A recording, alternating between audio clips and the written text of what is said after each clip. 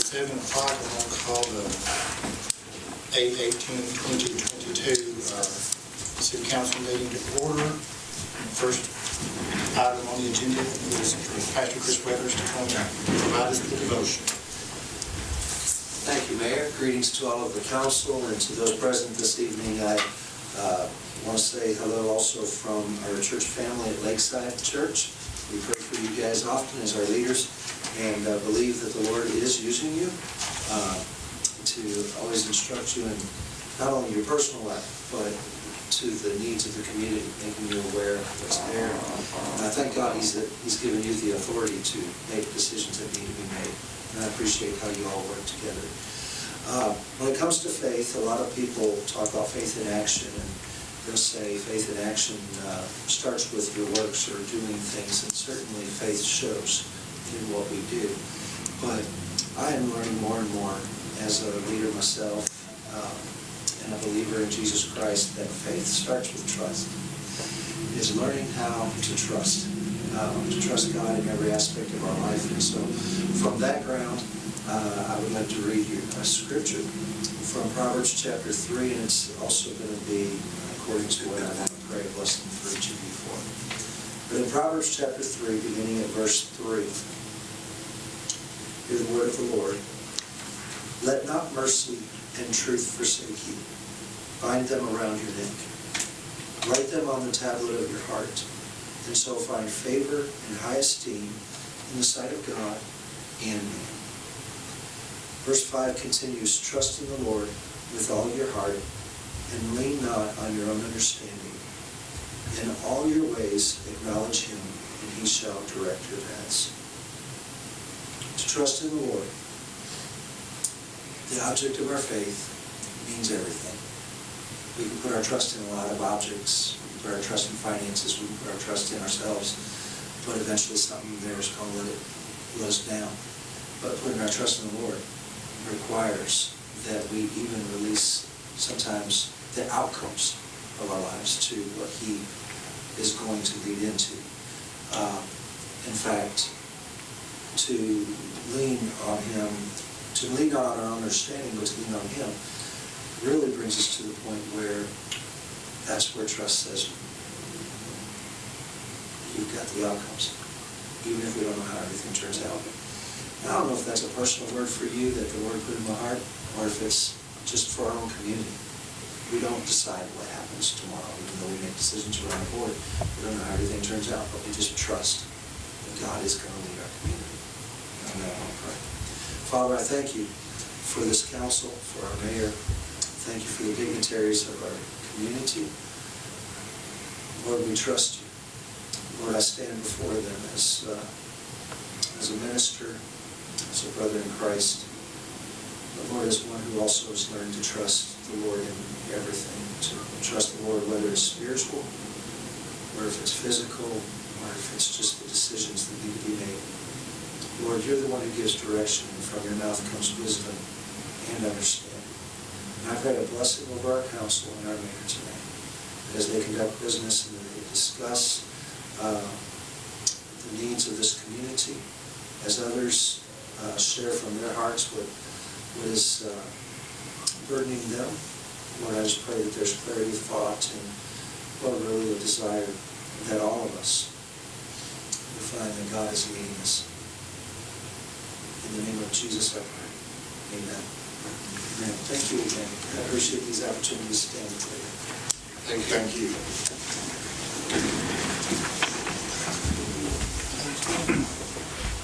I pledge allegiance to the flag of the United States of America and to the republic for which it stands, one nation, under God, indivisible, with liberty and justice for all.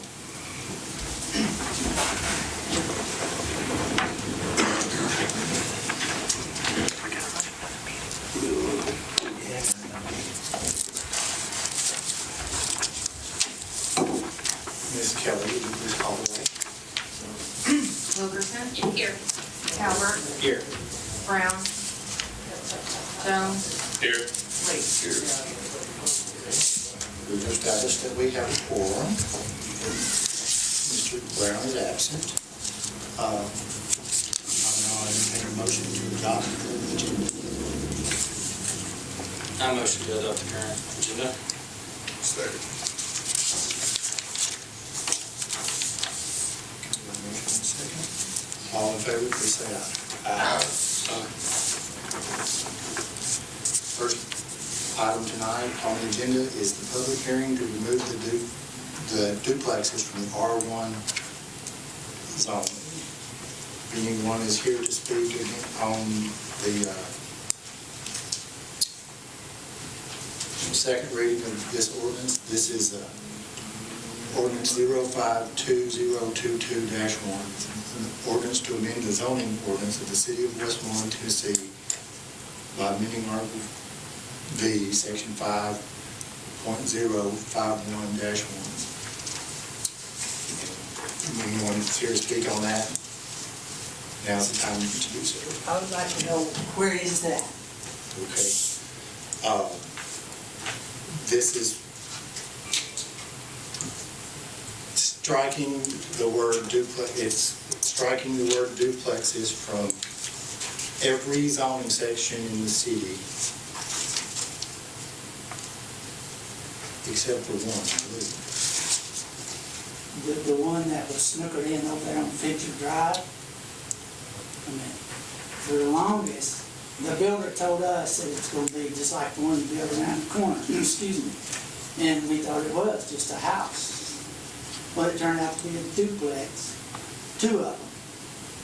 Not to even mention all the chaos it did. It seemed like somebody did it on purpose. I'm not saying any accusations to y'all, but somehow they got built. And I remember taking her a picture of the building code section, and it didn't listen to me. It just said one. So, Can you come up here to the podium and speak as part of the public hearing on the record? and had it been the location before it was okay, we would have all come up here and said no, but we're protesting. Somehow that builder got in there and did all that. And all of us were mad. I don't know if we were lied to, cheated, or what, but how does two duplexes get built in a whole load of houses? So I suggest if y'all want to do anything, tell the location. It's like it was left out on purpose. We have struck the word duplexes from the record under anything that is R1. Well, I'm addressing this place here. I don't care what you're doing in the future. How did this get by? Somebody knew. The two people that put the last two water meters in, they didn't even know it. They were upset. And it got that close, about 6 inches away from the pin of my property. It doesn't make sense. They didn't know it. You know, there was supposed to have been 4 water meters. Only 2 went in for the longest, till the house was nearly finished. So y'all think about that.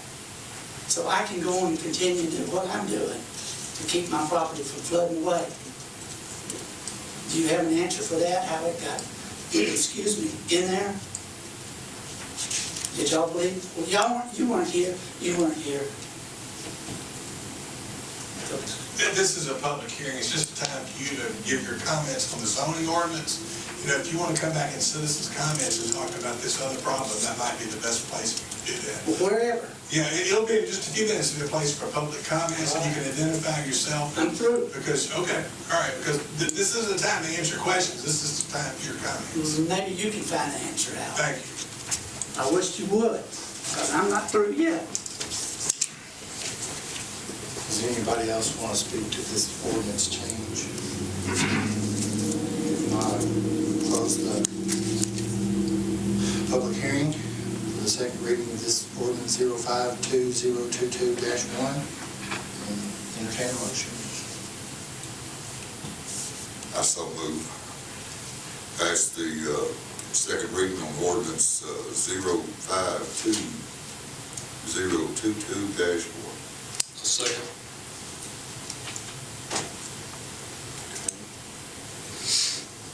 Mr. Lee first motion, Alex Jones, second motion. Any discussion on this or anything like that? If not, I'll go ahead and ask Ms. I Kelly. have a question. This will apply to anything from here on out, correct? Yes. Yeah, correct. Anything that's already in process is in process. We can't stop. If there's no building permit that's been pulled, there cannot be a building permit pulled for something for duplexes within residential R1 from this point on.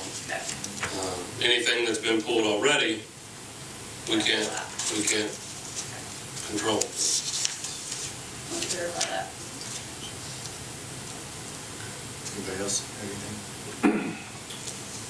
Ms. Kelly, call the roll, please. Calvert, Yes. Jones, Yes. Lee, Yes. Wilkerson. Yes. Motion carries. Second item on the agenda tonight is the public hearing for the rezoning of 5668 New Highway 31E from C2 to R1. Anyone here to speak on that rezoning tonight?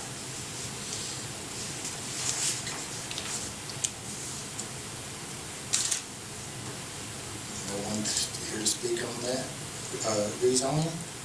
We'll call the public hearing for the rezoning of 5668 New Highway 31E from C2 to R1 to a close and entertain a motion. A motion to approve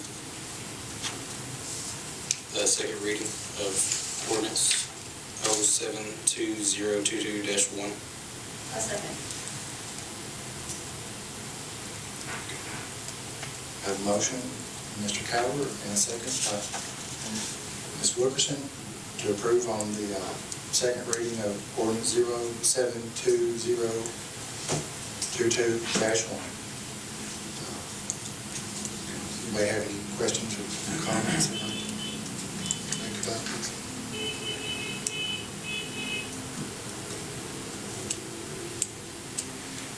Have any further discussion? Ms. Kelly, call the roll, please. Jones, Yes. Lee, Yes. Wilkerson. Yes. Calvert. Yes. Motion carries. The next item on the agenda is the public comments as they pertain to the additional agenda items tonight. We didn't put out a sign-up sheet, but if anybody would like to come and address the council, please come up to the podium and state your name and tell us your address so we can have it on the record.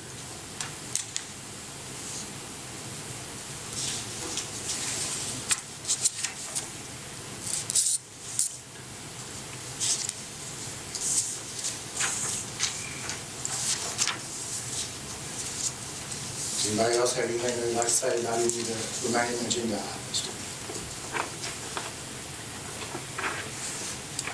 We'll go on. The next item on the agenda is the minutes for the 7/21/2022 regular meeting.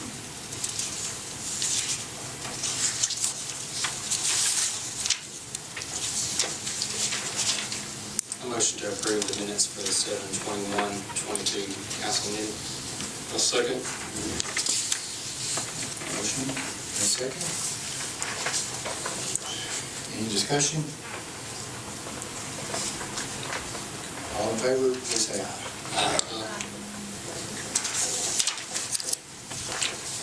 The next item on the agenda are the minutes for the special call meeting for August the 4th, 2022. Entertain a motion. I will motion to approve the minutes for the August 4th, 2022 special call meeting. Second. A motion by Mr. Calvert and Mr. Lee. Second the motion to approve the minutes for the 4/8/2022 meeting. All in favor, please say aye. Aye.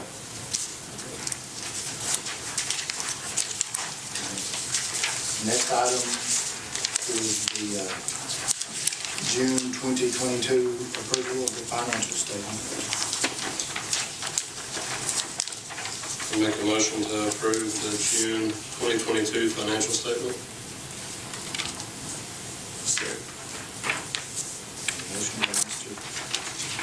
Jones, and a second by Mr. Lee to approve the June 2022 financial statement. Does anybody have any questions? All in favor, please say aye. Aye. The next item on the agenda is the July 2022 financial statement.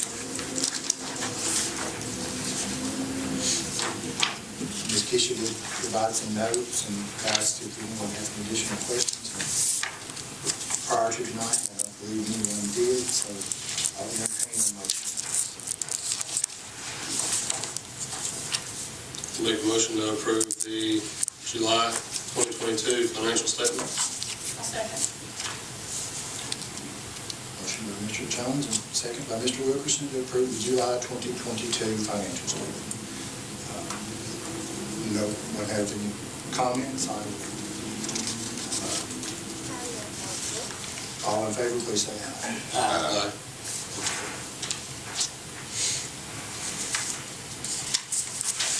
We have no old business on the agenda, but the first item under new business is the financing of the AMI meter reading system.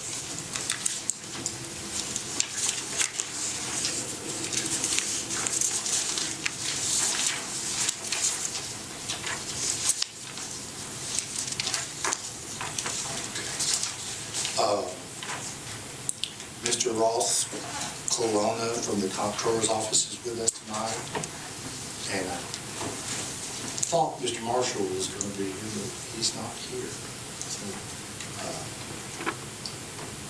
So Mr. Corona, like I said, is here from the Comptroller's office. If y'all have any questions you would like to have answered in regards to this process. I'd like to ask you a question, but I don't know what I should ask. What should I ask of you if you were in my position in terms of, as it relates to the Comptroller's office? I'm Ross Colonna. I'm the utility manager for the Comptroller's office. I really appreciate the opportunity to come and address y'all. We oversee the roughly 450 local government utilities in Tennessee. And so we do them all from Memphis to Mountain City, all the really big ones, really small ones. So as far as what we do, you have TDEC doing the environmental regulation. We're on the more financial side, the managerial side, some of the technical side. When it comes to the topic at hand of the AMI system, this was brought up to our office several months ago, and we had some discussions about it, and now it's back up. And the reason that I'm here is to answer, essentially the question that you posed is, what should you be asking? And I want to be very clear, I'm not a financial advisor. That's not the purpose of our office. We're just about sound governance and making sure that everyone is asking the right questions. And for me, when we have 450 utilities, I don't know the ins and outs of every single one of them. But based on what I know of your system, in discussions that I've had with TDEC, that, a lot of the parties involved seem to think that perhaps more attention should be paid to the sewer side of things, and not necessarily the water system. Because the information that I use is from your audit. And in your audit, you have a combined water and sewer fund. It's not broken down, so I don't know how healthy each one individually is if it were to be broken out. And when you factor in the costs of the project, and keep in mind, I don't even know the cost of the project that you're looking at, but I do understand it is a fairly large project. There are, and y'all are aware, there are needs right now, currently and in the future for your wastewater system that are going to have a financial burden on the operation of your system, and there's no way around that.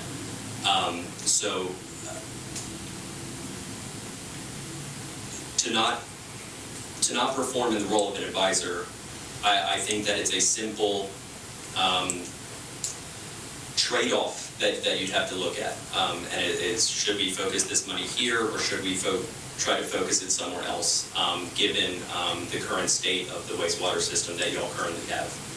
because I understand that y'all have one of the last vacuum wastewater systems in Tennessee, and to get that into a position to where it will benefit the community, it's going to take a decent capital investment to get it there.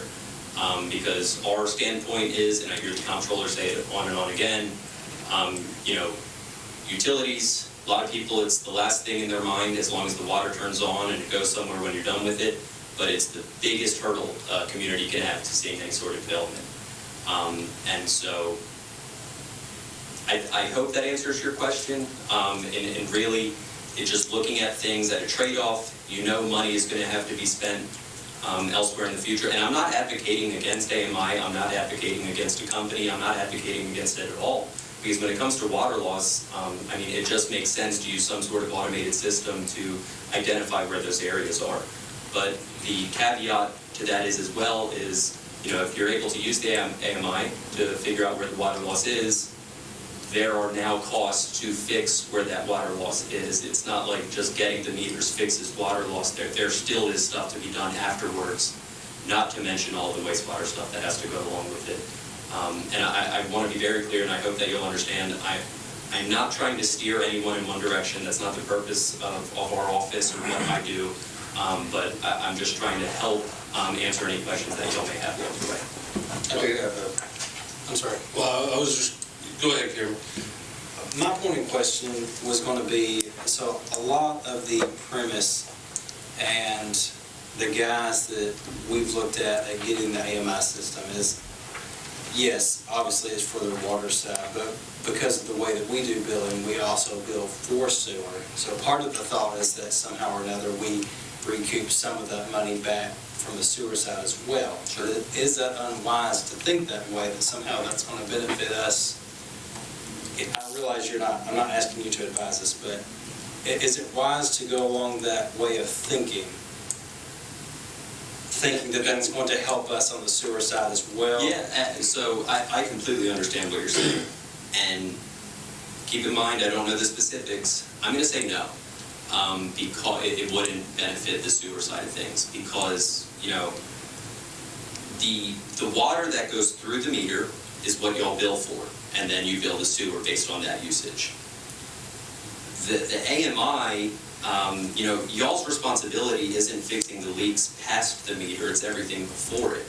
So if the AMI helps identify water loss prior to the meter and y'all fix that, it doesn't necessarily fix the bill. The only instance in which it would help there is if all of your meters were severely under-reporting the water that's going through. So what can I add to his, since you brought that topic up? So all of our meters, the average age of our meters within Westmoreland are 18 years old as an average. It's been voiced to us from several different sources that once a meter reaches the age of 10 years old, it starts losing 1% every year, and it compounds. So the thought process there was that, well, if our meters are not reading accurately as an average, 8% less than what they truly are using or what truly is passing through it, then that is a major concern. Sure. And a major loss of revenue that the city's having to source, because that affects our water loss, which then we're not able to recapture that. Yeah. We're not able to take that money that would have been billed for the sewer and then apply that back towards our sewer. No, I completely agree with that, and that's why I made that caveat at the end. I'm not here advocating for an 18-year-old meter. I never will. But have y'all taken any of the meters? Have y'all done like sporadic testing of the meters to see how much they're under-reporting? Has that been? We have, we do pull meters periodically and test them, and on average they're 5, 6, 7%. Okay. Yeah, which is significant. I mean, sure, and I'm not disagreeing with that. Just by a basic calculation, what I gathered in doing some rough math was that we are underbilling, or we're losing $112,000 in revenue a year between water and sewer combined, which would account for the inflation. That revenue alone would account for the inflation of this project. Sure. That we'd have to account for, not to mention, once we're able to identify a couple key water leaks within our system, that frees up a ton of revenue that we're not having to spend to another utility district in just down the road. Sure. That we can put back into our sewer systems. Not to mention all the sewer that's coming in, we can put that back into our sewer system. Yeah. No, you see what I'm saying? No, and I agree with that completely, right? Like that line of thinking totally makes sense to me, and that's sort of what I was referring to earlier with the trade-off in just doing a cost-benefit analysis of how much it's going to cost for this project, and I'm not here to say that anyone's math is wrong, but let's say that all the meters weren't really underbilling as bad as everyone thought it was. That offset right there,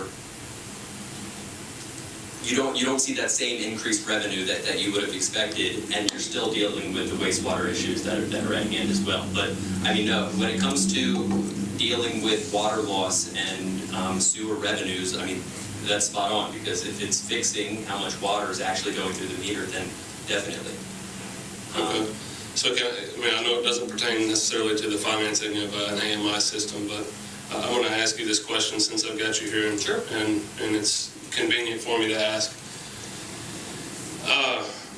So with the current state of our sewer collection system, which is, I agree, in terrible shape because there have been some very poor decisions in the history of the way our city has managed that. Mm-hmm. I hope we can all agree that we're making strides to try and correct that. The first step was with a new wastewater treatment facility, and hopefully once that is completed and we've gotten that taken care of, then we can start to turn our focus towards the sewer collection, the vacuum sewer collection that we have. Would it be your recommendation to do an entire overhaul of the entire thing at one time? Or would it be a better recommendation, since we've got it broken up, our vacuum system broken up into 4 main sections of town, would it be your recommendation to start with the most problematic and then move to the least problematic, or vice versa, just because of the cost? So, I'm not saying this because I can't answer the question. That is a question that if I had the facts, I can definitely address. I wouldn't be afraid to answer that question. At face value, without knowing a whole lot, I would say start in the most severe areas, but there are so many other factors that can influence that.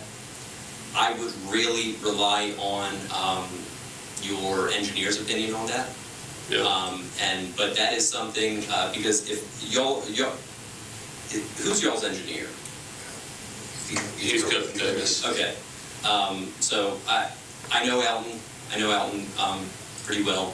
I'm more than happy to talk with Alan about that specifically, and we can, address that and maybe provide some guidance on that. That is definitely a question that I can, I wouldn't feel bad providing advice to it. I think that's something our office can do.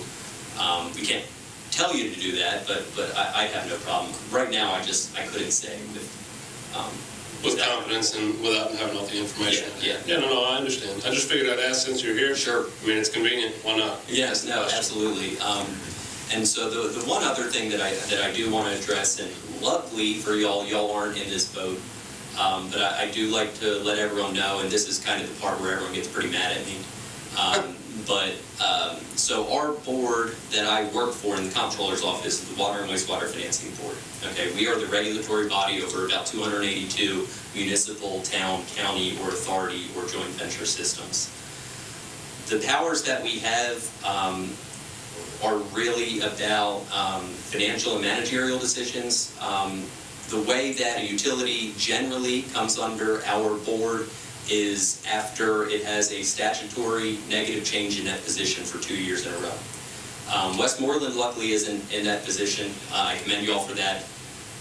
We have about 100 utilities under us right now, 2 boards combined. But regardless, all that to say, I don't want this to catch anyone off guard if in several years we do find ourselves in this position based on the decisions that have to be made.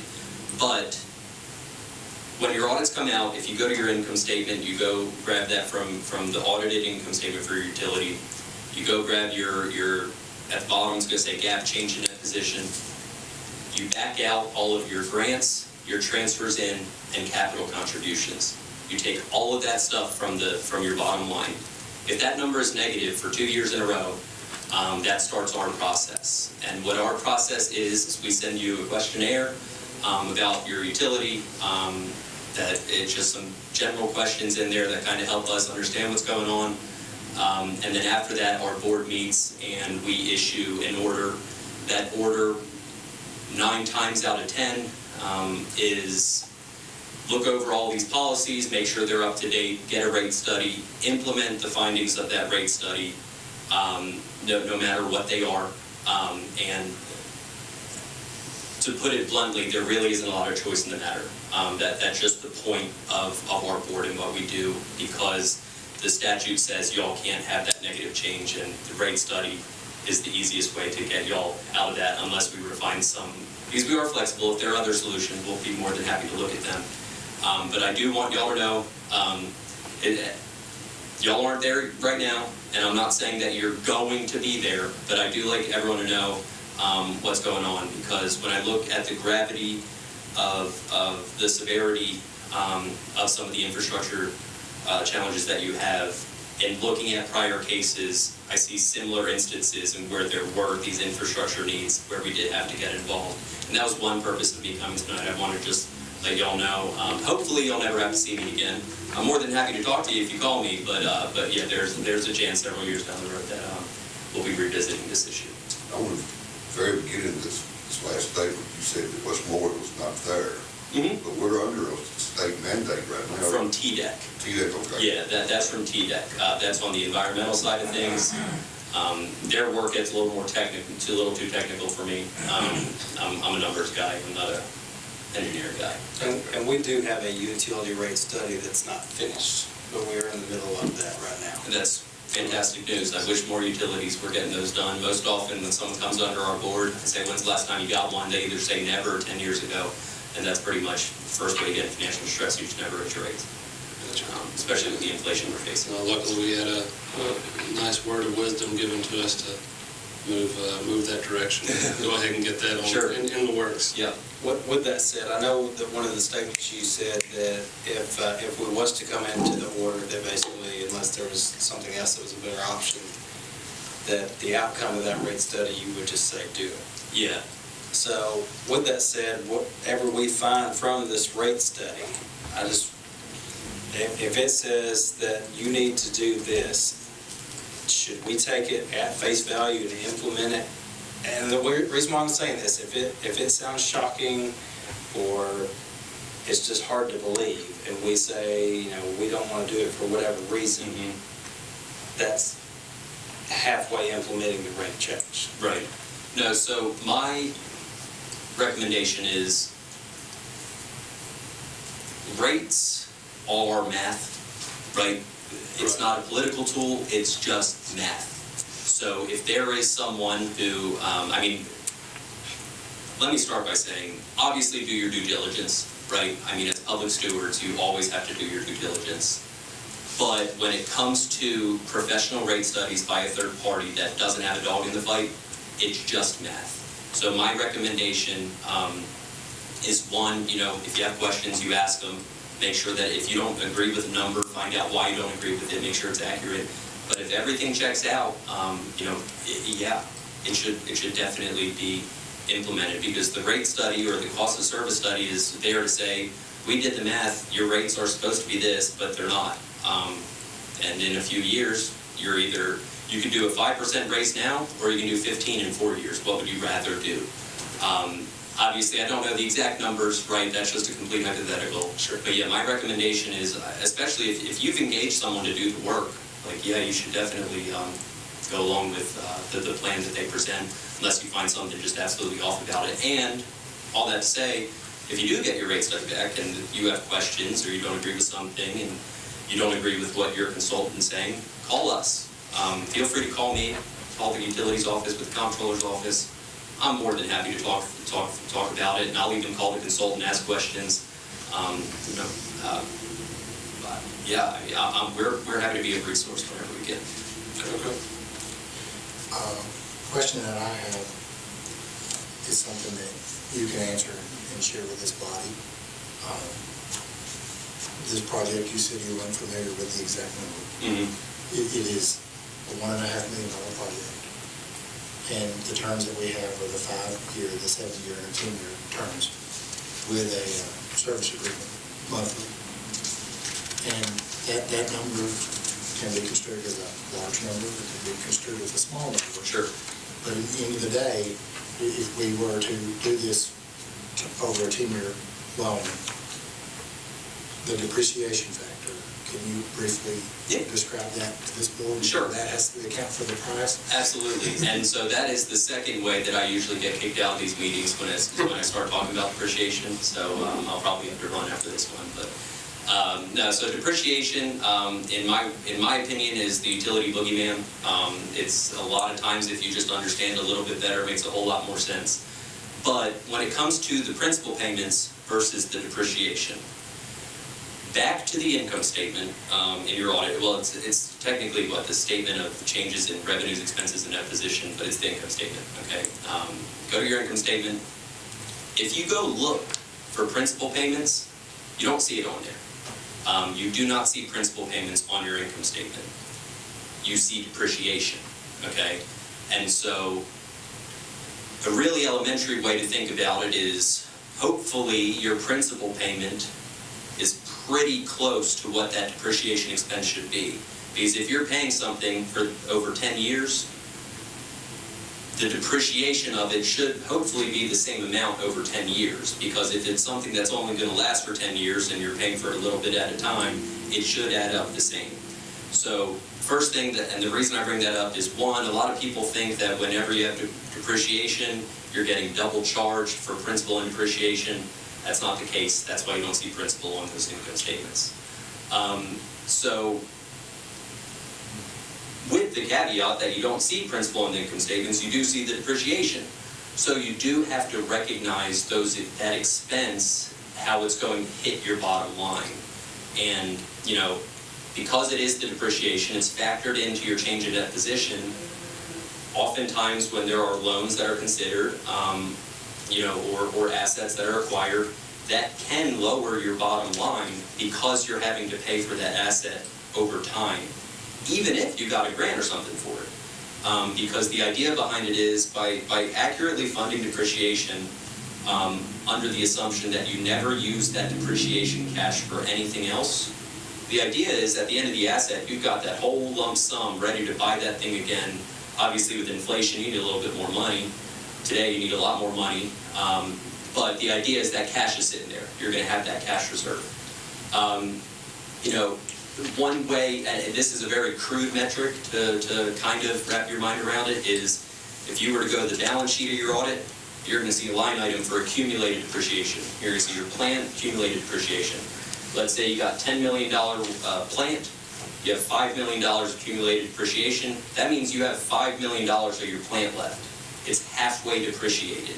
So, you know, you have to keep in mind, if this thing only has 50% left, how many years is that? We've got to keep that in mind. But the other thing is, maybe you should go look at your cash, and hopefully you have $5-ish million sitting there. I want to be clear, you can use that depreciation cash on whatever expense you want. If it's a principal payment, you won't have that cash sitting there because that cash went to the bank instead of your own checking account. And so that is why people prefer to spend their own cash or get a grant before they get a loan, because at least you're kind of paying yourself that money back. I hope that answered your question. Yeah. So, in layman's terms, if you borrow at 1.5 for 10 years, at the end of the 10 years, we would have had to have the reg structure or the capital to, at the end of the 10 years, to completely refund the 1.5. So right, and it's really $3 million up front over the time. But in the instance of a loan, you wouldn't have that money sitting in your own checking account. It's just sitting, you paid it to the bank, right? You paid them back. But yeah, you're right, that at the end of 10 years, that $1.5 million went somewhere, whether it was to your own checking account or to the bank, or the lender, you know, financial institution. Whenever you say paying it back, that's more along the lines that you more or less paid it up front and you're then paying yourself back over the 10 years because... For like, if you were to pay for it on your own, with Yes. like through the, yeah, so like an example would be if I gave you, let's say I gave you this $1.5 million and I said, dude, I don't want it back, you know, here's the meters, like I gave you those meters, I don't want it back, don't pay me or anything. You still, through depreciation, are still having to account for that money. Even though you're not writing a check to someone saying, hey, here's the $1 million this year, right?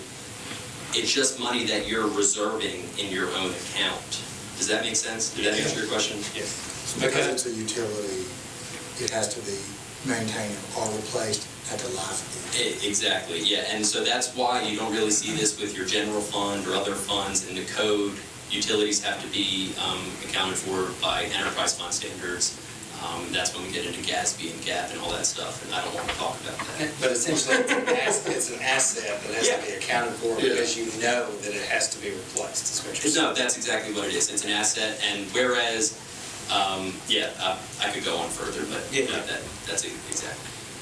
So if the life of this project would be expected to be 20 years, we would have to basically break that total project down to divided by 20, and that's our annual depreciation for the project. A very crude way to do it. I mean, I do want to say this, or I wouldn't be doing my due diligence. The only difference would be, let's say out of that $1.5 million, there are expenses in that can't be capitalized, such as most expenses are. Whenever you do a big project, most expenses, like even the drawing of like some blueprints or something, that blueprint doesn't last 20 years. But if you were to get down to the minutia, it would just take too long to figure it out.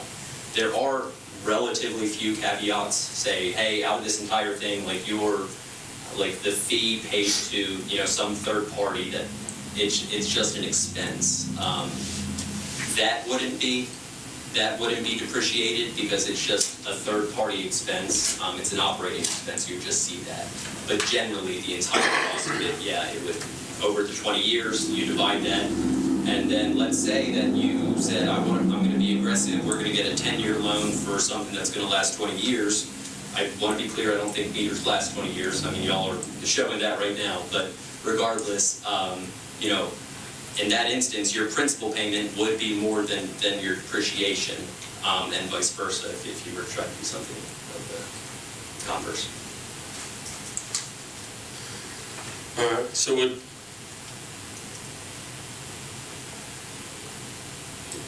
this is a financial question. I'm not trying to ask you to advise. Sure. No, I'll tell you. If it were you, if you were taking on a project of this nature, in terms of depreciation that you would have to account for, it would be better or worse to pay half down and finance the other half over a 10-year period as opposed to financing the whole thing for a 10-year period.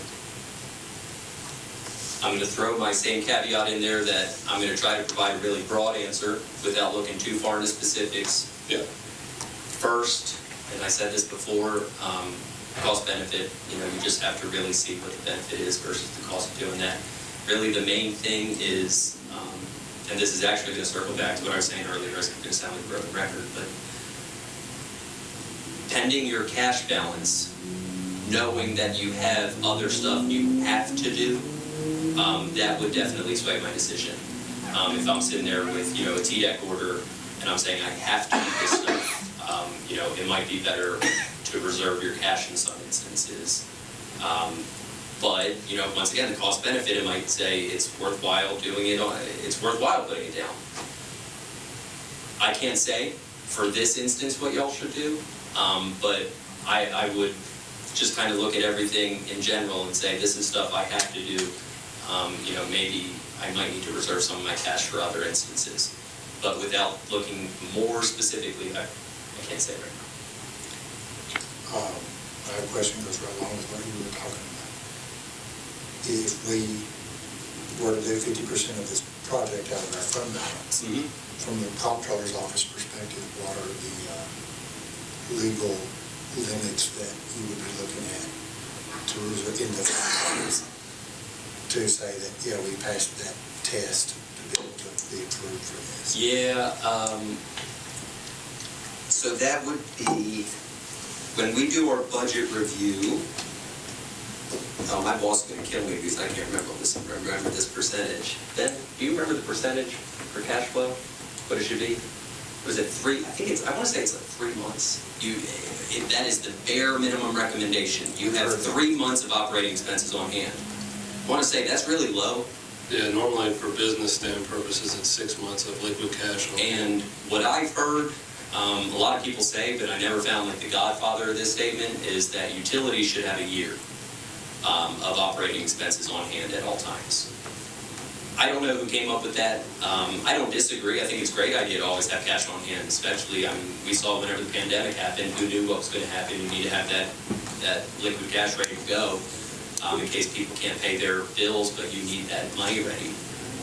But for the budget, I want to say, we say 3 months. So whenever we do our budget analysis, we look at what your operating expenses are, and then your fund balance, and we say you need to have at least 3 months of that on hand. If you don't, we request a cash flow forecast to make sure that y'all are going to have cash to flow through the year, because we do get scary calls sometimes. I got an email from an auditor a few years ago who sent me an email that I never thought I'd get. He said, just want to let you know this time next year this utility is going to be out in cash, and it was a purchase-only system. So they weren't going to have any money to be able to buy the water to sell to their customers. You obviously never want to be in that position. I don't think y'all are in that position. That's not the point of me bringing that up, but I'm saying that's the importance of having that cash on hand and having normal cash flow. So that brings me to another question.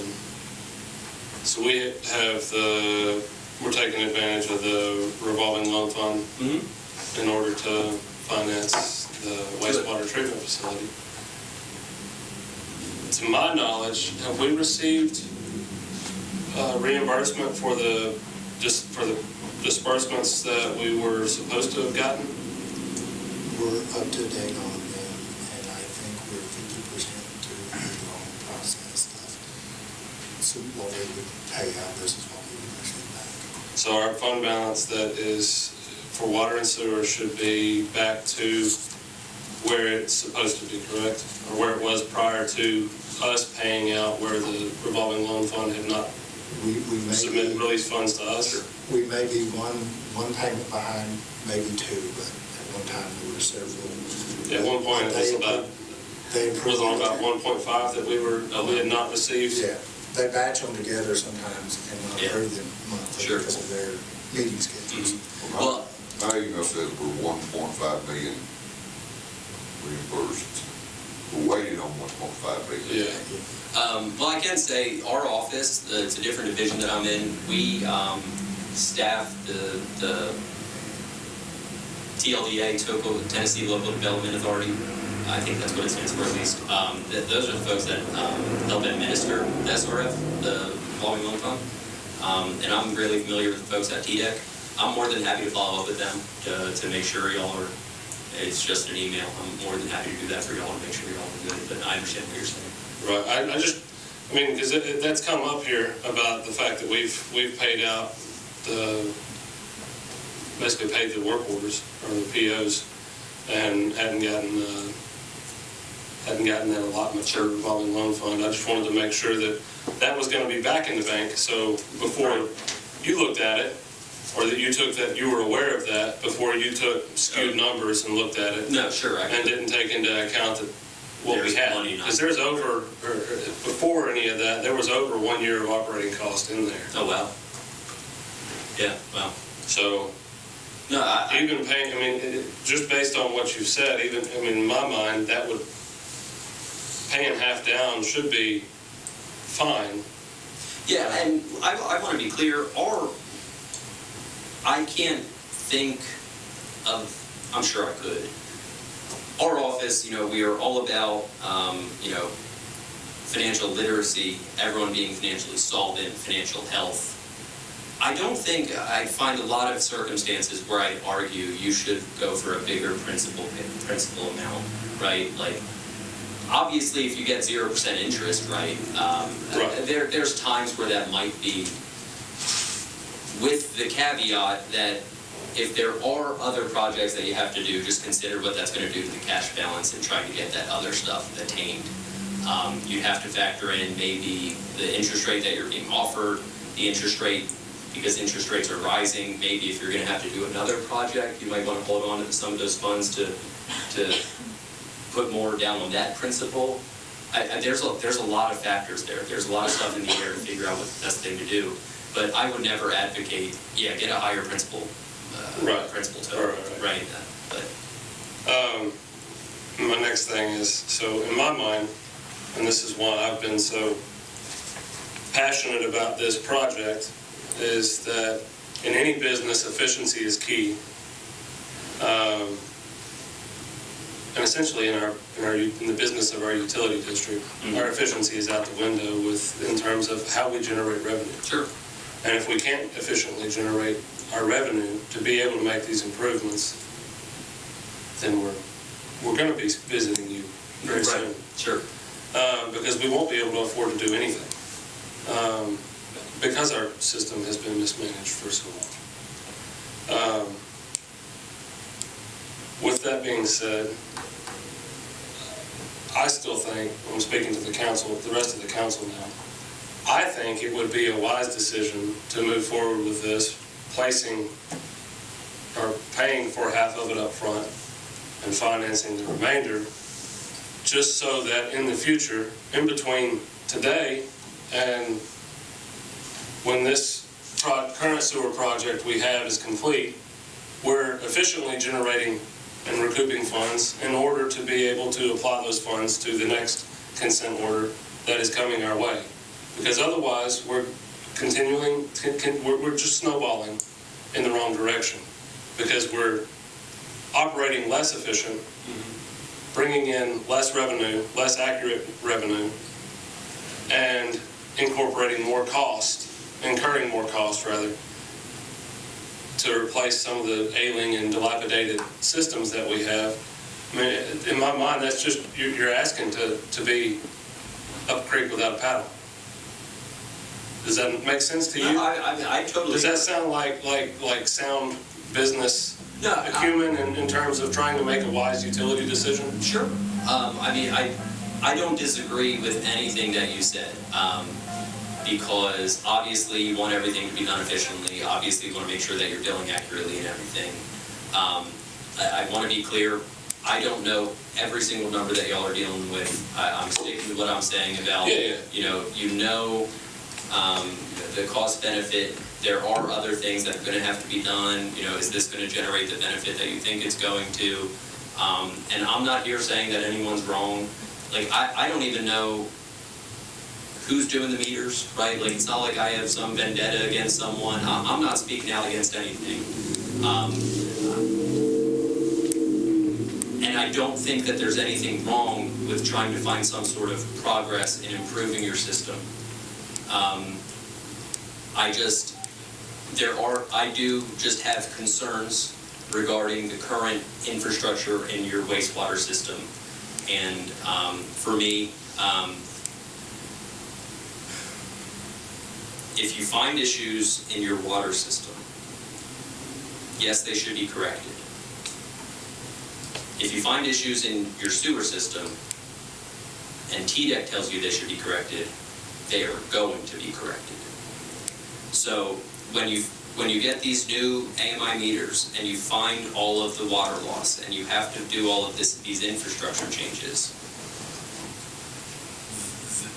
the cost to fix that part of the system in the water on the water side of things takes away from the resources that you have to spend on the wastewater side of things that you're going to be forced to change. I get what you're saying. And so that really, I think that is kind of the best way for me to break down my standpoint on the issue. But once again, I'm not here to tell y'all what to do. That was never my intention. I hope it didn't come across that way. I really just wanted to take the opportunity to kind of tell y'all From the financial standpoint, the stuff that I've heard, where we're at. Okay. One last question. Sure. And then I promise I'll leave you alone, but quit harassing you. If we were to move forward with this project, would that throw any red flags in your office? I don't know why it would.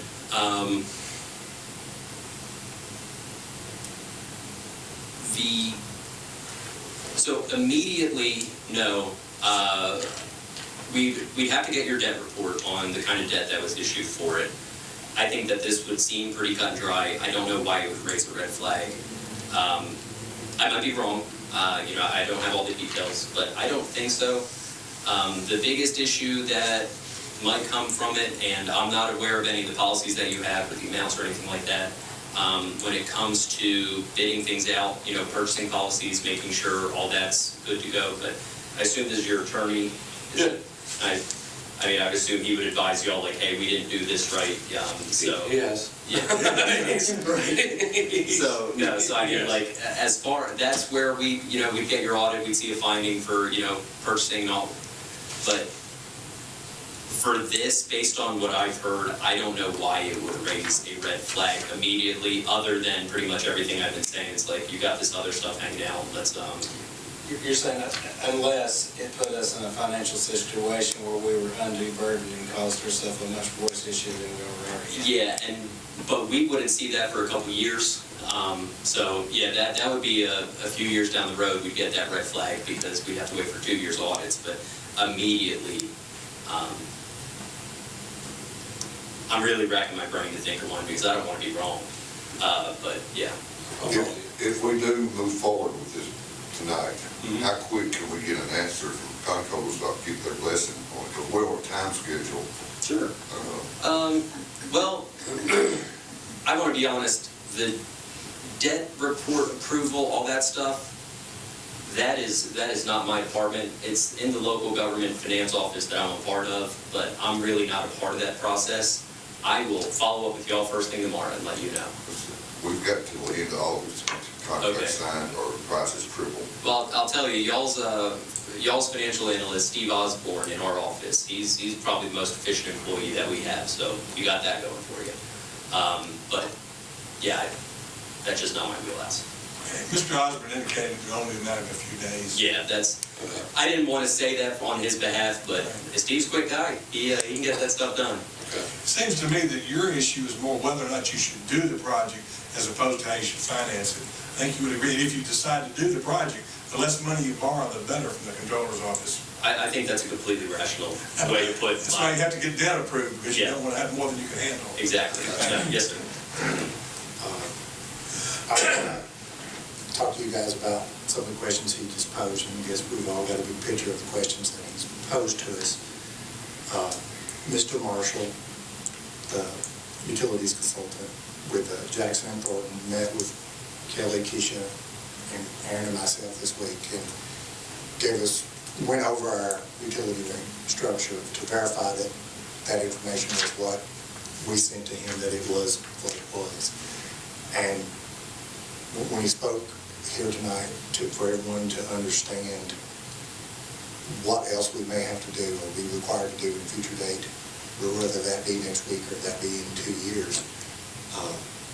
A lot of things come from that discussion the other day, which would have been completed had it not been a COVID incident, and we'd have had that study available to coincide with this tonight, to everyone would understand what we're doing. And there's a lot of things in there that do require a lot of explanation, a lot of discussion. I think that we all need to agree that that is the directions that we're going to be forced to put our hand to. And if this takes us another month and costs us another percentage on the interest rate, we're not locking up our cash that would potentially be required under some sort of wastewater financing program in the near future, if everybody understands that. And that's my only advice with what I know with these folks too, understanding what is coming. We've been here with the TDEC, talking about 7 years to catch up with us, but, you know, they were throwing us bait every day, sending letters about non-compliance. We were writing plans, we were doing communications, we were applying for grants, and we never caught up with it. And then they finally come forward with the agreed consent order and said, okay, you're going to spend $7 million and you're going to build a new plant.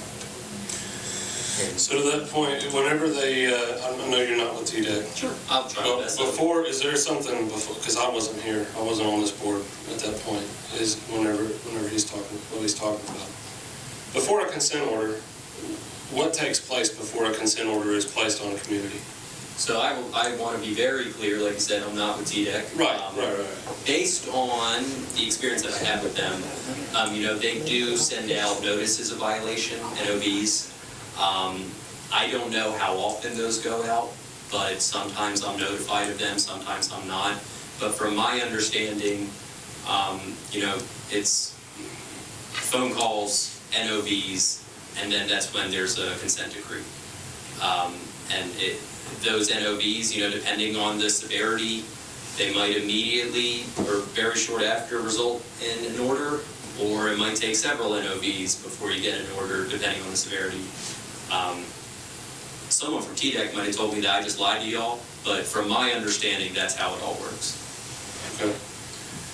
That's pretty much how that happened. We were given opportunities to write letters, and write plans, and apply for grants, and show that we were heading in the correct direction, but we were wholly unable to.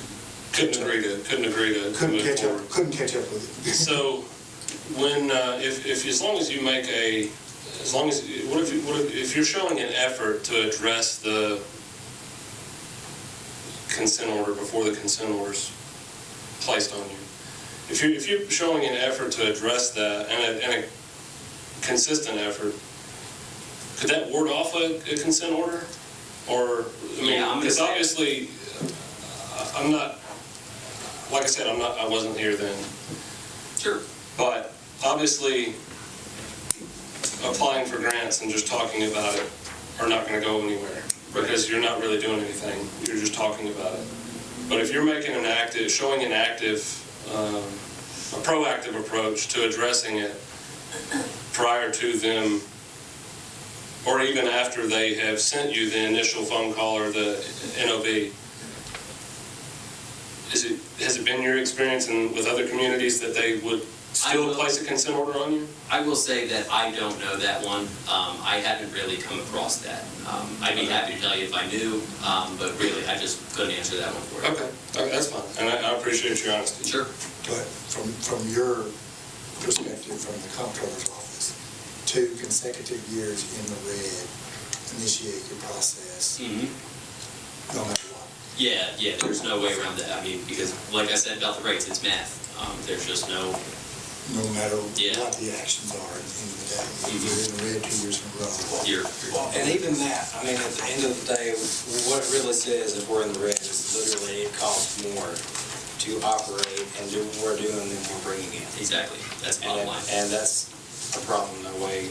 And when you were saying you take grant money and all that, because we don't operate on grant money, that's just about. It's a one-time thing, yeah. You can't. And so that's not part of our cash inflow that we're getting from, basically, it's not the money we're making. We're obviously not making money, but the money that we're taking in to pay for the money that we paid to get the water or we paid to treat the sewer, whichever you want to. Exactly. No, that's precisely it. I mean, you hit the nail on that. So. And I want everybody here to understand because I just want to say something about the consent order. You know, we had these comments made about the consent order. Now you're not with TDEC. Consent order by definition means we consented to the order. We don't have to consent to them. They don't put a consent order on you. They threaten to put an order on you that may not be what you want to happen. And then you negotiate with them. And the consent order means that we've agreed with TDEC as to what our course of action is going to be over the next few years. So when it's a consent order, we've agreed to it. This is not put on us. So we have some flexibility in what we agree to. We shouldn't be agreeing to things we can't do. And TDEC is not going to typically expect us to agree to things we simply cannot do. But the effort we're making and what we've done is very important to TDEC. If you're not showing progress, you're in real trouble. Gotcha. Okay, thank you. Thanks, sir. And I would just like everybody to have the opportunity to understand what some of those things are. And, that list is lengthy. I don't think we would be prepared to have that conversation tonight. But I want to use a very harsh example.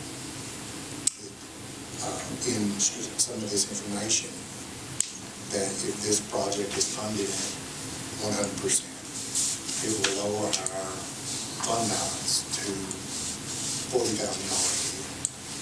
That's one pump away from emergency purchase to go into the red. We would, without a red adjustment or a structure of any type, that's going to cause us a red. That wouldn't lower us to $40,000. Well, Doing what we were talking about this evening, that wouldn't lower us. With our other obligations in the funds. And that's what I said, I want everybody to understand those. So if you borrowed half the money, you're going to lower your fund balance per year with our other current obligations to $80,000. And that's still to me, incorrect. a red flag with the Comptroller's office, based off the other expenses. Would you like to enlighten every one of us instead of speaking ambiguity? Well, that's what I'm saying. It's more complicated than I'm able to speak to you just a few minutes ago. I don't know what happens when I get in those rabbit holes. So, I'd rather that might be all we need to hear. that's what I'm saying. Maybe if this fellow here done all the things he wants to do, maybe we need an motion on the floor and get a second, and then we can discuss it. Thank you. Thank you. I appreciate it. Thank you to get on the road here. It was nice talking to y'all. If y'all need anything, just give me a holler. All right, well, thank you. Thank you.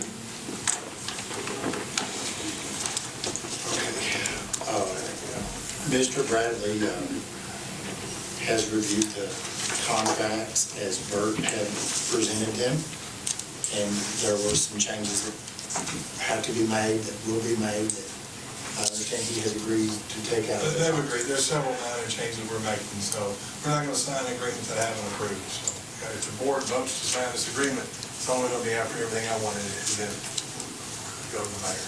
Okay. You should do message me and say that she was talking to Macon Bank. If you didn't pay half, then the interest rate would not change, but obviously it would be a lower payment. But the interest rate would remain the same. Okay.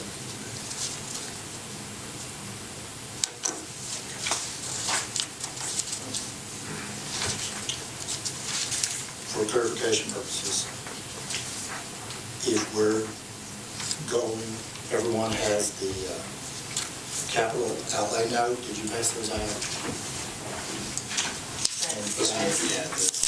And the note itself, I don't think I have that. This one, I don't have a sheet that looks like that. that is, you don't have one that looks like that. The one up here on the if top. we are going I might have with yours. Macon Bank, that is, the capital outlay note is what has to be passed on the next item on the agenda, is that correct? Which one is that? He's saying the next item on the agenda after financing is that. Okay, the resolution. And I have a resolution right That's here. what I'm talking but- about. But that's only if we're going with the bank and not going with Right, if all you this. choose to go with Macon Bank, this would be the resolution that would be done. That follows the- If you choose to go with government capital to it, then you'll need the master lease agreement. Everybody has, they should do.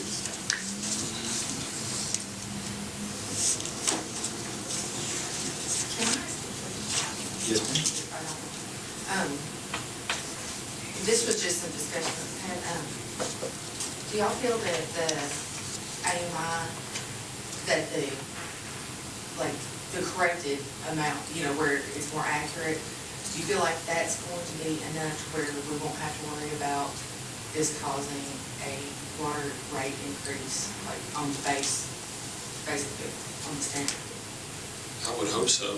I mean, if our meters are operating more efficiently and reading every drop that goes to the water through the meter, then, I mean, this state may tell us something completely different, and we may be under a mandate that Brian knows about that he's not let the rest of us know about, where we're having to raise our rates annually.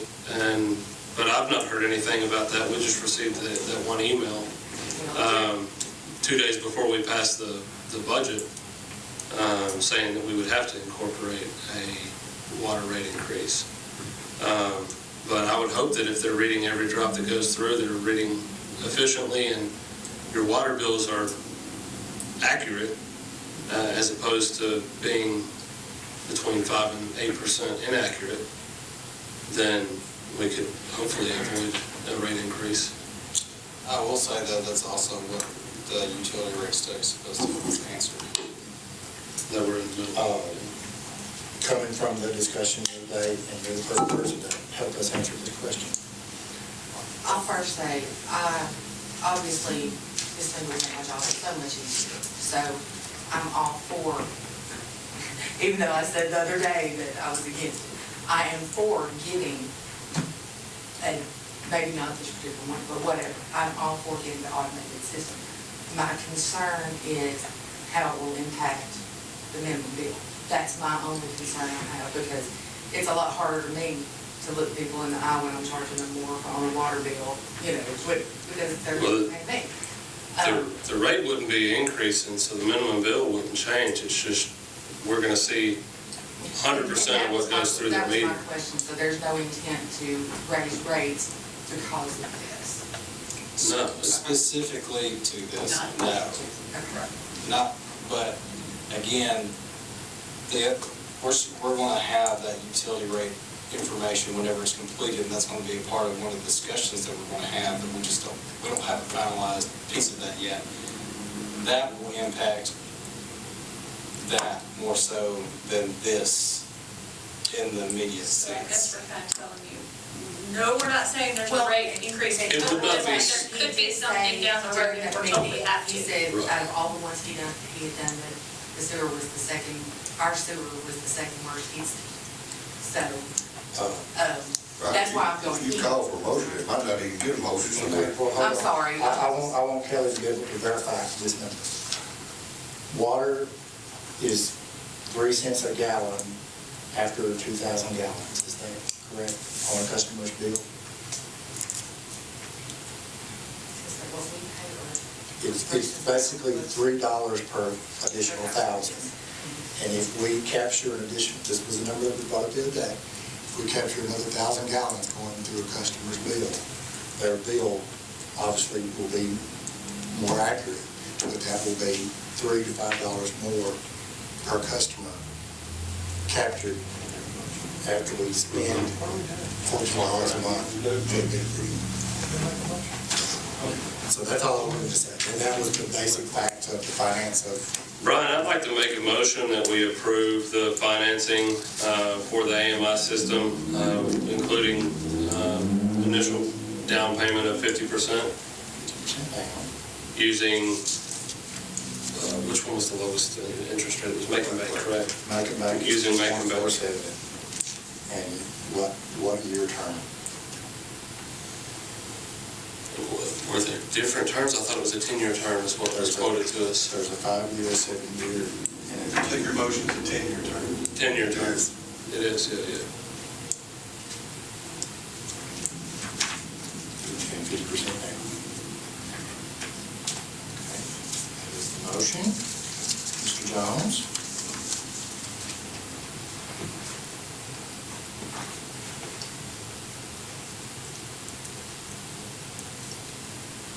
I'll second it, just for the sake of all this discussion we've had. Right. We have a motion and a second.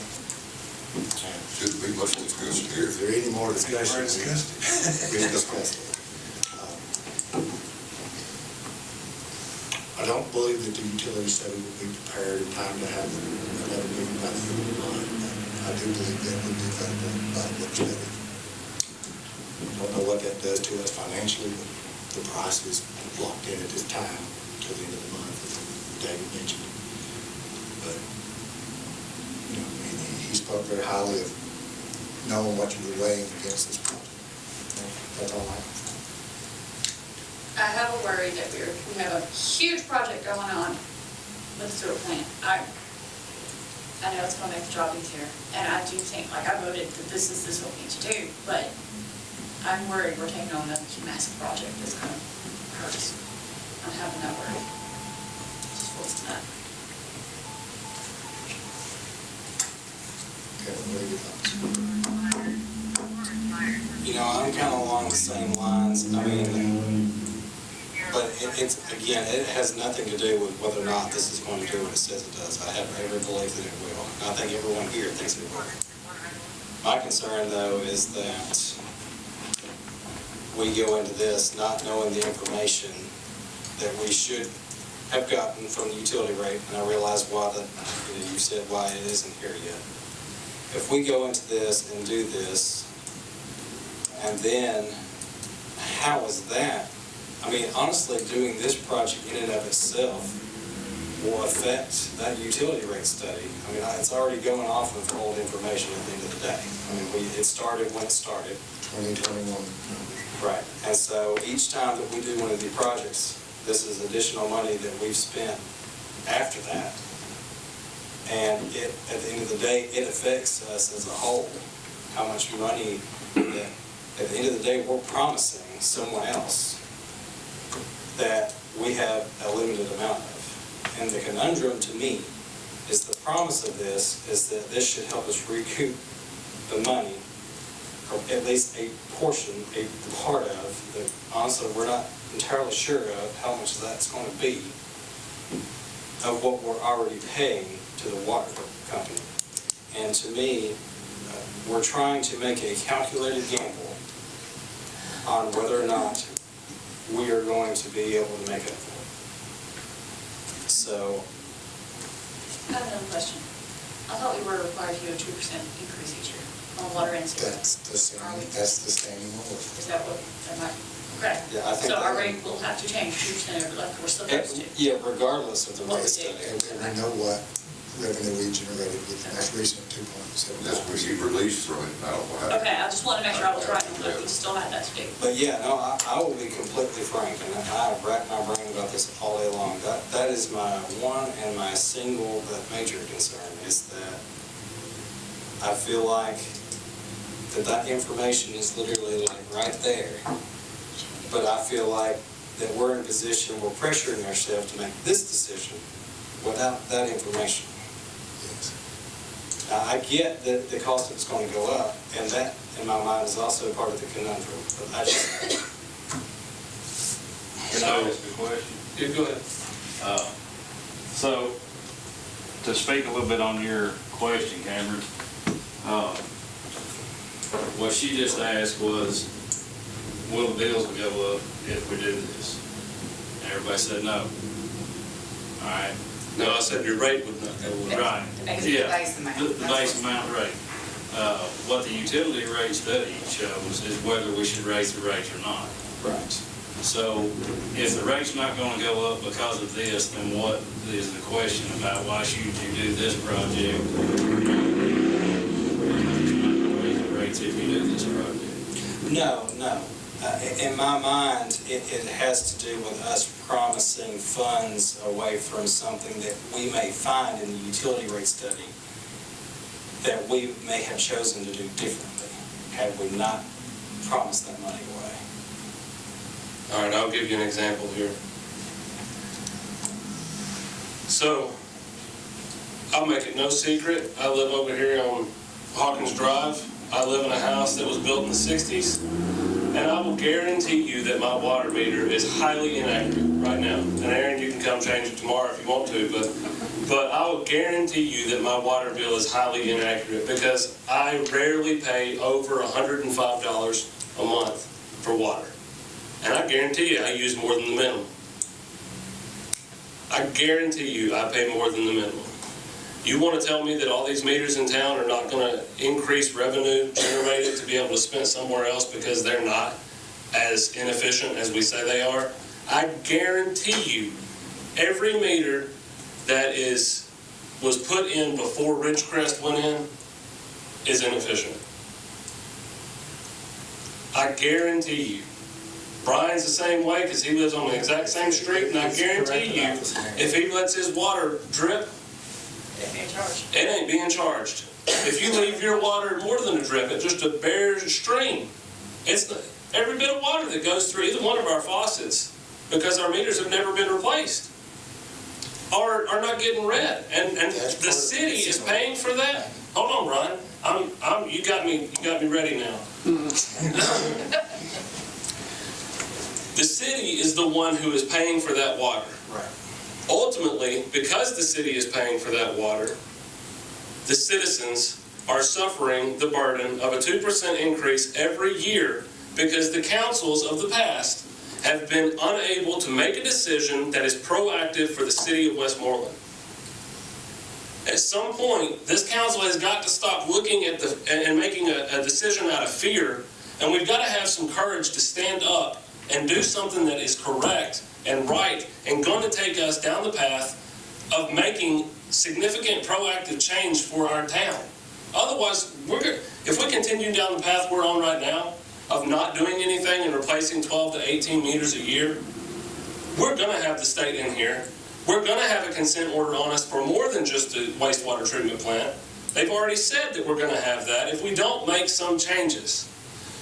The best way, in my mind, is to make our water revenue source more efficient so that way we can generate a greater source of income in order to apply towards those areas that need to be addressed and fixed and completely overhauled. Yes, it's going to take some money away from us, but if we continue down the path we're on, which is continuing to lose capital every year that can be reinvested back into our sewer system, you're going to continue to not have funds to be able to pay for the sewer overhaul, sewer collection system overhaul. You're going to continue to have insufficient balances. You're going to throw red flags with the state. They're going to come in here, and then they're going to be the ones who are not going to take a 2% increase every year. Then they're going to come in here and say, we need you to fix this. We're going to do it all in one lump sum. We're going to do it tomorrow. And then your rates are going to be sky high and through the roof. But at some point, we as a body have got to come together. We have got to make a decision to make significant change to improve what we have in order to address a future need. Not make a decision right now out of fear and to be scared. And I'll leave it at that. And I'm going to call for a vote. Do we have anything else? Let's get the call roll.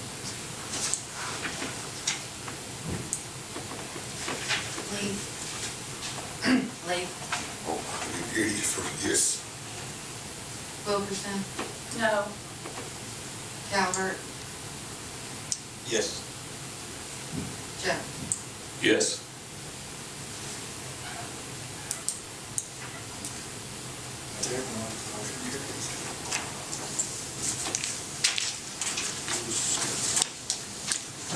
You don't need a break, anything? Yes, I could use a little bit of a break. I'll go on and pass these out, y'all have them. The next item on the agenda is Resolution R082022-1. And then this is the capital outlay agreement, which is required by the Comptroller's office, basically with the terms mentioned in the previous budget. I'll make a motion to pass resolution R082022-1. It needs to be, if you understand, it's for $750,000, the same interest rate, because I think that it's drawn up as 1.5 million, isn't it? It is. So you need to be sure to make sure So that make sure that it's amended to be 750,000 at the same interest rate over the same 10-year period. Yeah. So the 50,000, or I'm sorry, the half, 50% is coming from fund balance, and Yes. then the rest is what we'll get those numbers. Second. Motion by David, second by Alex to pass R082022-1 as amended to reflect 50% and the 10-year term at 3.47%. Ms. Kelly. Well, anybody got any comments or anything before we call the vote? Ms. Kelly, call the roll, please. Wilkerson, Yes. Calvert, Yes.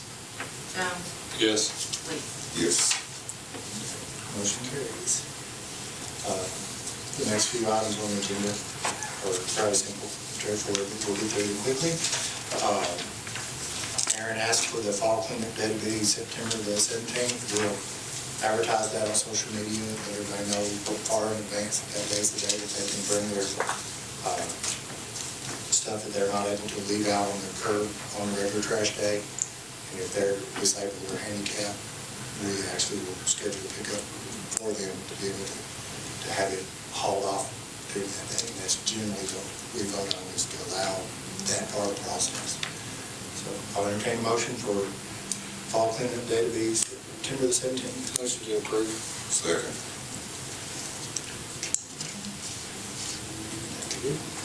All in favor say aye, please. Aye. Okay. The next item on the agenda is to approve a potential change order for the parking lot of the sewer plant. We provided some information in the work study for this, and everyone knows that the engineered parking lot at the sewer plant is a gravel driveway that is not accessible by the fire engine or any other heavy piece of equipment. What I'm asking to approve is the engineering of a asphalt parking lot that meets our code, and GMC has submitted a proposal to do that engineering for $6,000, and it's expected to cost in the contingency budget $200,000 to $250,000. We're only approving the design specifications at this time for $6,000. Reluctantly, I'll make the motion to the GMC do the engineering of the parking lot. I'll second for the sake of discussion. Can, I know we're under contract with them, with GMC for the wastewater treatment plant, but can we not get outside bids to pave that? If it wasn't included in the original project, you could. So we don't have, well, there's nothing saying we have to do this to bring it up to code. We could get outside quotes to see if we could get I don't know why you a could. better price. But we've got to get GMC though to do the engineering, Yes. because they're the engineer on the sewer. Is that right? Yes, after the engineer, then you would bid and see who does it right. Right. Yeah, that's all. But That's they're- what you're saying. But they're bidding for this change order to be, Done by those. they expect it to be, the whole change order cost to be $200,000 to $250,000. Is that right? It's my understanding that WO would subcontract it to the lowest bidder based off the design specifications to meet our code. And that's all we're approving is the approval of the redesign of the parking lot. But we would subsequently have to approve, I assume, the actual expenditure. It will eventually come in from the approval for the change order. Well, if they're going to bid it out to a cheaper company to pay, And I guess there's no sense in us bidding, isn't it? but yet one of their bids come in at $175,000, then they making money just for putting the bids out there. I don't know why you voted this before it's been bid, you need to know what in there is. As I said, we're just voting on the approval of the redesign. We're voting on the. We're voting, it says everything. So you advise me here. Can that be removed and just be voted on and to approve the redesign, and then Is there any reason this needs to be done tonight? they need to get it engineered? We're trying to beat the deadline to complete the plan. Well, does this board want them to engineer it? I don't. I don't want to touch anything. I mean, That's a lot more of an issue that we can get into tonight. If you're talking about there, changing a contract that's already been signed, then we need to, there's a lot of discussion needs to take place, and not right here, right now. See, they didn't put that in the original bid. Why, you know? I don't. I don't know. They didn't engineer it to our city code. We were reviewing some things process, and I'm looking at the document, and it says impervious surface, gravel grade, and So, the dimensions are not in line or anything to be. in reality, we're not making no changes to the sewer plant. We're just doing something that has to be done that they didn't do to begin with. The parking lot. And it's. They bid a gravel parking lot, which they should have bid a paved parking lot. And now they want you to pay them to design it as a paved parking lot after they design it as a gravel parking lot? Well, I wouldn't do that. it's my thoughts in the process that if this parking lot gets built as a gravel parking lot, that within a very short period of time, it's gonna need a high level of maintenance. And the contingency budget will be gone. Whatever we have not spent will go back to the revolving loan fund. And in a short period of time, we'll have a gravel parking lot that's not accessible by a fire engine or potential sludge truck or a dump I don't truck. think anybody's saying they want a gravel parking lot. The question is, should this company that's already been paid to design the project be paid to design a paved parking lot when they design the gravel parking lot? And when is this thing gonna be in a position where whether the parking lot's paved or gravel make any difference? Is that gonna happen the next month? No. No. Yeah, I don't think there's anything, I think we need to talk to them about this. I'm gonna withdraw my motion. Yeah, I think we need to have a discussion with them about this, because they're gonna create a lot of extra expense that should have been handled on the front end, and it's not our fault. Make a motion to defer. There you go. Okay. Alex, you will talk. Yeah, I did. Motion to defer, all in favor? Okay. Next item on the agenda is very similar circumstances. The design of the sewer plant does not include a security system.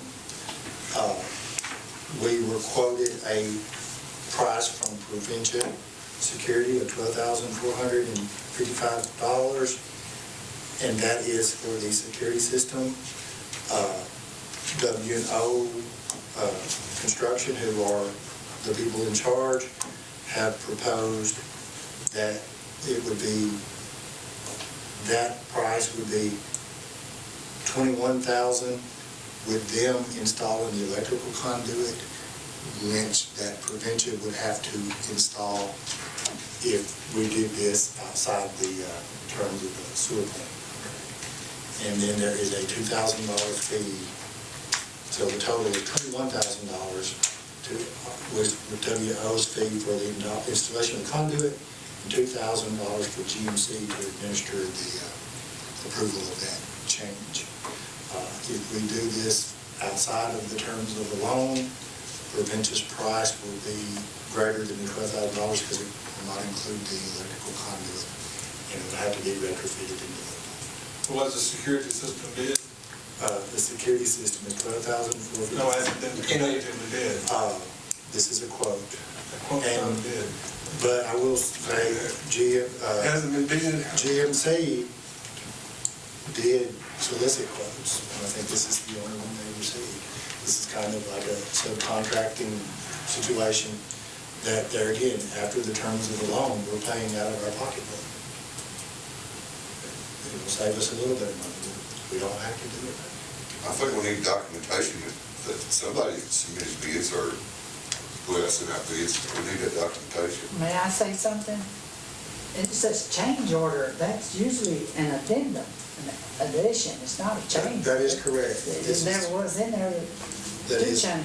that is approved an additional funding that was not It should be an currently- addendum. That's correct? currently approved. So, Make a motion to defer this as well. motion to defer, all in favor? Aye. And I second that motion.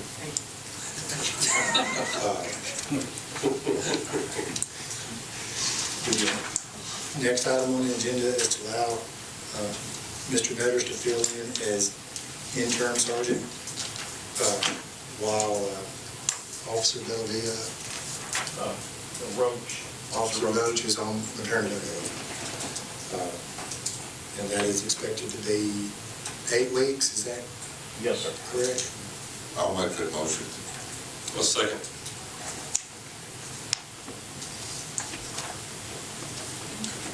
Motion is to allow Officer Netters to fill in as intern sergeant with a $2 an hour pay increase for a minimum of 8 weeks.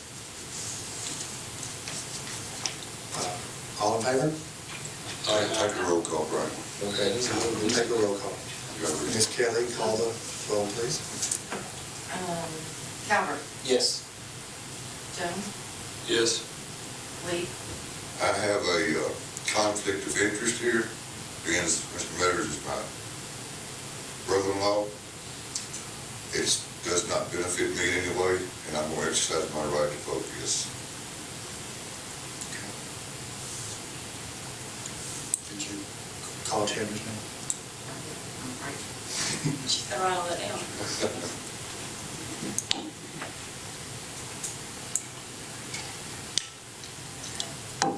Wilkerson. Yes. Okay, motion carries.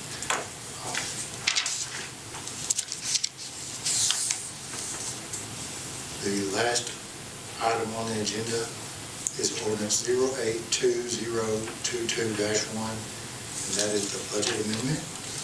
And it's way down the numbers.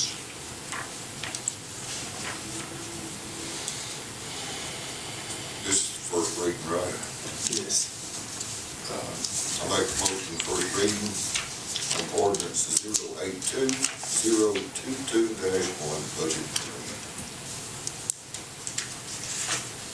Okay. Have a motion to pass the budget amendment on the first reading. Do we have a second?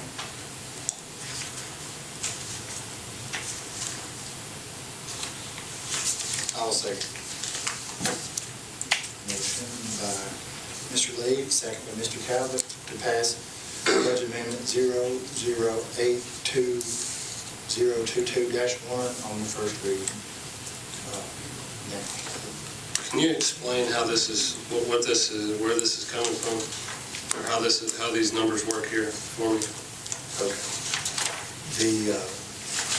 The purchase of the code vehicle, as we discussed last month, was anticipated to be funds rolled over that were available in the last year's budget. And Mr. Bradley recommended that because that budget was finalized, that we would just reappropriate that money from the funds balance. And that's what the $20,000 additional is. And the $38,000 is just from the unallocated fund balance. And so the whole total is $58,000.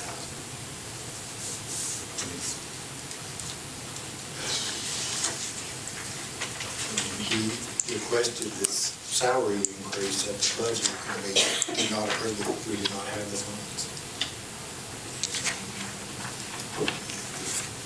This is the salary for one additional officer, which he asked to be included in the budget, which was not. Oh, okay, now I'm understanding. So we're pulling from prior year fund balance to put $20,000 in to purchase a code vehicle and $38,000 to put into the salary line item? Yes, not prior year at this time. This is the total fund balance.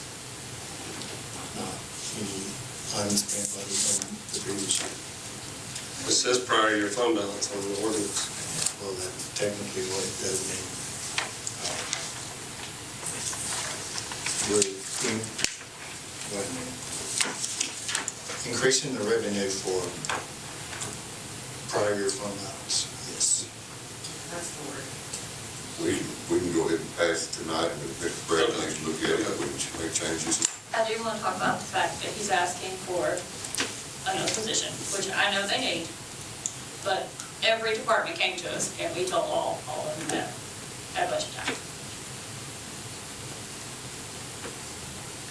But yeah, we're gonna try to And we're giving him one now, or possibly.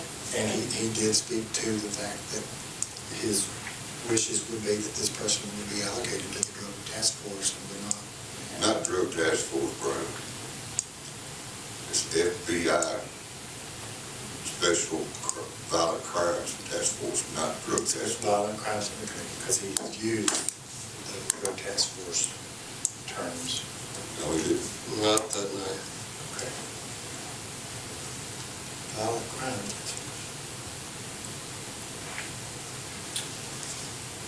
But that's what his ask is for. And I will say, at this time, we don't have an application from this individual. So this is approving, the motion is to approve the budget amendment on the first reading. And we can get some clarification between first and second reading as to if that gentleman is going to submit an application.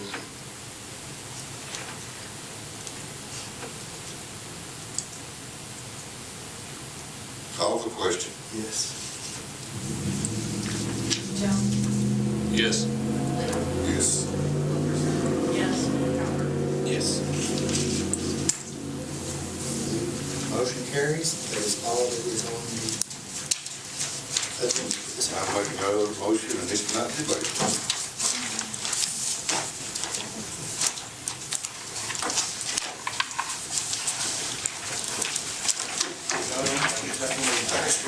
That's right. All in favor?